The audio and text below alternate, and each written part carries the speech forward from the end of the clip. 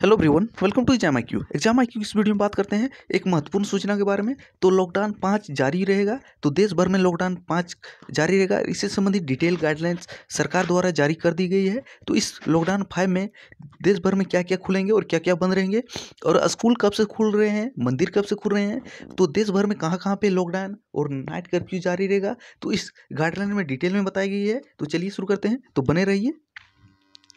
तो जैसे कि आप जान रहे हैं कि देश भर में लॉकडाउन 17 मई से लेके 31 मई तक लगाया गया था, जो कि 31 मई को ख़त्म हो रहा था। तो इसलिए 30 मई 2020 को सरकार ने लॉकडाउन 5.0 की घोषणा कर दी है। और कब तक रहेगा, तो लॉकडाउन 5 जो है देश भर में पूरे जून भर रहेंगे। तो जून में पूरा जून यानी कि 1 जून से प्रभावी होगा। और इस लॉकडाउन में कुछ अब अधिक ही छूट मिली है। तो क्या क्या छूट है, तो चलिए देखते हैं।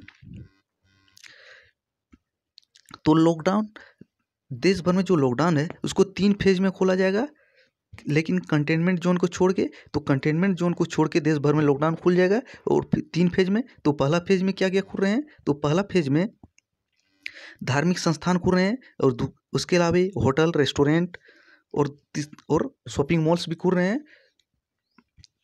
तो फेज 1 में मंदिर, मस्जिद, चर्च, गुरुद्वारे, होटल, रेस्टोरेंट और शॉपिंग मॉल्स खुल रहे हैं। और कब से खुल रहे हैं मंदिर, मस्जिद, चर्च, गुरुद्वारे, होटल और शॉपिंग मॉल्स, तो 8 जून 2020।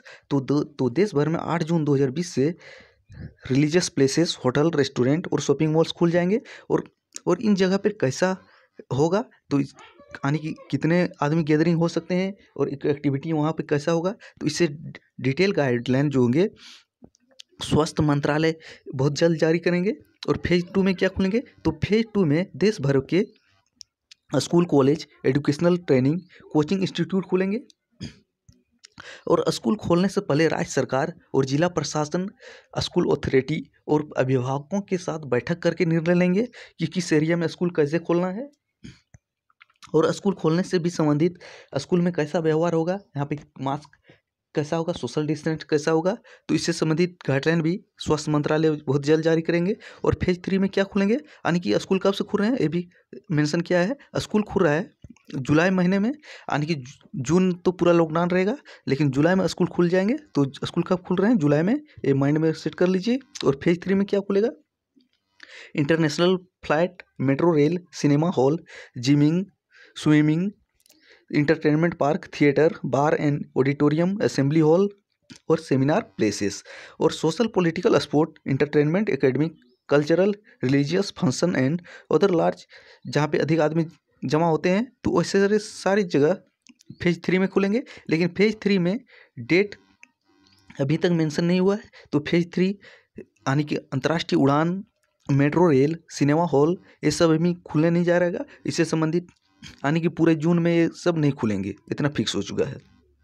अगला क्या है, तो देश भर में नाइट कर्फ्यू जारी होगा रहेगा। और नाइट कर्फ्यू के टाइम में चेंज हुआ है, तो इसको ध्यान से देख लीजिए, नहीं तो इस आप पर धारा 144 के तहत कार्रवाई भी हो सकती है। तो देश भर में नाइट कर्फ्यू जारी रहेगा। और इससे टाइमिंग क्या है, पहले जो टाइमिंग था शाम को 7 बजे से लेके सुबह 7 बजे, यानी कि 12 घंटे तक। लेकिन अब इस टाइम को चेंज करके रात 9 बजे से लेके सुबह 5 बजे तक 8 घंटे तक कर दिया गया है। तो देश भर में रात 9 बजे से लेके सुबह 5 बजे तक 8 घंटे का नाइट कर्फ्यू जारी रहेगा। और इसको उल्लंघन करने पे कानूनी कार्रवाई भी हो सकती है। और लॉकडाउन जो है कंटेनमेंट जोन में 30 जून तक प्रभावी रहेगा। तो देश भर में लॉकडाउन है, लेकिन कंटेनमेंट जोन में कोई छूट नहीं मिलने जा रहा है। और कंटेनमेंट जोन जिला प्रशासन, गृह मंत्रालय और स्वास्थ्य मंत्रालय के आदेश के अनुरूप किसी भी क्षेत्र को कंटेनमेंट जोन घोषित कर सकते हैं। तो कंटेनमेंट जोन क्या होता है, वह क्षेत्र जहाँ पे कोरोना के केस ज़्यादा आ रहे हैं उसको कंटेनमेंट क्षेत्र घोषित कर सकते हैं। कौन, जिला प्रशासन के द्वारा। और प्रशासन चाहे तो कंटेनमेंट जोन के अलावा कंटेनमेंट जोन के बगल के क्षेत्र को बफर जोन के रूप में भी घोषित कर सकते हैं। लेकिन कंटेनमेंट जोन में आपको छूट नहीं मिलने जा रहा है। केवल वहाँ पे एसेंशियल एक्टिविटी होंगे, जैसे कि वहाँ पे किराना शॉप, मेडिकल शॉप और इमरजेंसी सेवाएं यही चालू रहेगी। इसके अलावा कोई भी एक्टिविटी वहाँ पे नहीं होंगी। और राज्य और केंद्र चाहे तो ये कंटेनमेंट जोन के अलावा कंटेनमेंट जोन के बाहरी इलाके में बफर जोन का भी निर्माण कर सकती है।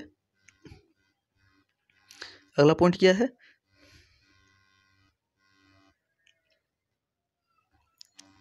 सामानों की आवाजाही के लिए कोई पास की व्यवस्था नहीं है, यानी कि अब देश भर में कहीं भी आप आ जा सकते हैं आसानी से, इसके लिए कोई पास की आवश्यकता नहीं है। जैसे कि पहले आप देखते थे आपको एक ज़िले से दूसरे ज़िले या एक राज्य से दूसरे राज्य जाने के लिए जिला प्रशासन के द्वारा पास बनवाना होता था, और या तो सामान के को ढोने के लिए भी पास की आवश्यकता थी। लेकिन अब केंद्र द्वारा यह घोषणा कर दी गई है कि अब पास की कोई ज़रूरत नहीं है, अब बिना पास के कहीं भी जा सकते हैं और इस पर कोई रेस्ट्रिक्शन नहीं है। तो सबसे बड़ी बात यह है, आपको पास से छुटकारा हो गया है।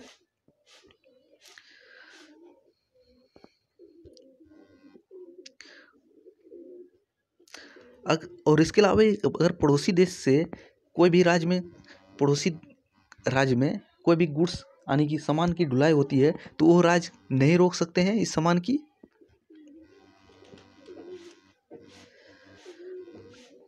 और इसके अलावा वनरेबल पर्सन के लिए भी आदेश जारी किया गया है, जैसे कि, लेकिन ये सब के लिए तो बैन तो नहीं लगाया गया है, लेकिन अति ज़रूरत होने पर ही बाहर निकल सकते हैं। कौन कौन है, 65 साल से ऊपर के व्यक्ति और 10 साल से कम उम्र के बच्चे तथा गर्भवती महिलाएं अति आवश्यक होने पर ही घर से बाहर निकलें।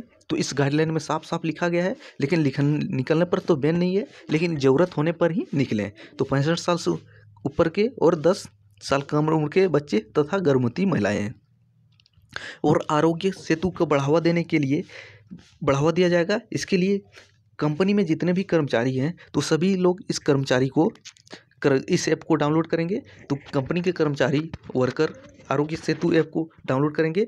तो जिला प्रशासन चाहे तो कंपनी के अलावा कुछ अन्य लोगों को भी आरोग्य सेतु ऐप डाउनलोड करने के लिए कर सकते हैं। और जिला प्रशासन अन्य लोगों को भी आरोग्य सेतु ऐप डाउनलोड करने के लिए कर सकते हैं। और इस गाइडलाइन की सबसे बड़ी बात यह है कि इस जितने भी गाइडलाइन में छूट दी गई है, इसके अलावा राज्य कोई भी छूट नहीं दे सकती है।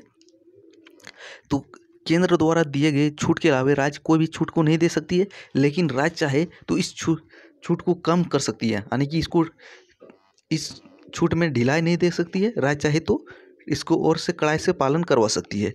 और इस जितने भी गाइडलाइन इसको पालन करवाना जिला प्रशासन का मुख्य उत्तरदायित्व है। और इस जितने उसके उल्लंघन करने पर कुछ कानूनी कार्रवाई का भी डिजास्टर मैनेजमेंट के तहत प्रावधान है।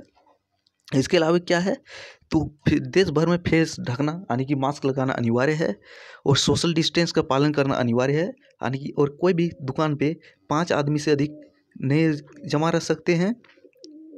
कोई भी गैदरिंग वाला काम जहाँ पे अधिक आदमी जमा होते हैं वो नहीं होंगे। लेकिन अगर किसी की शादी है तो 50 आदमी, अधिकतर 50 आदमी जमा हो सकते हैं। और किसी की देहांत हो जाती है तो इसके वहाँ पे 20 आदमी जमा हो सकते हैं। और खुले में लीकर, पान, गुटखा, तंबाकू का सेवन करना कानूनन जुर्म बना दिया गया है, और कहीं पे कोई फंक्शन नहीं हो सकते हैं। तो ये थे लॉकडाउन 5 में मिलने वाले कुछ महत्वपूर्ण रियायत जो आपके काम की है। तो थैंक्स फॉर वॉचिंग, मिलते हैं अगले वीडियो में।